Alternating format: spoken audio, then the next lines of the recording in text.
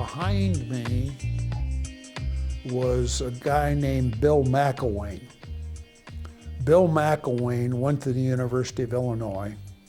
He was the blocking back for Red Grange. I don't know why he came to Big Rapids, but he was the football coach at Ferris. And he worked for Taggart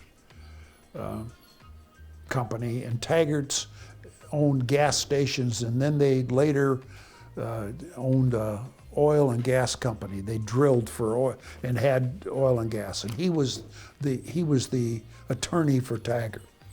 McElwain, when I was a little kid, when I was 4 or 5 years old, he started taking me up to Ferris to football practice with him. So I'd go up there maybe 2 or 3 days a week and watch football practice with him, who was the coach. And then he played with the Chicago Bears. He was a blocking back for Red Grange when Red Grange played with the Chicago Bears. So, he was really the only person I knew of in town that was a real athlete. I mean, that he played pro football with the Bears, and he was a starter at the University of Illinois when Red Grange was there. And Red Grange was, back then, he was the first guy to be paid $100,000 in the NFL. He was a true star.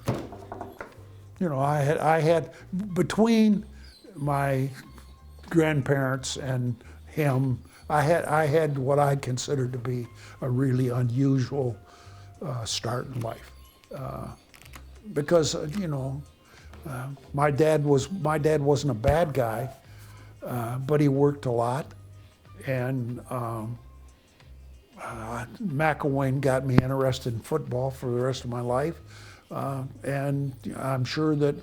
And he was my attorney when I started buying houses in Big Rapids and renting them to college kids, and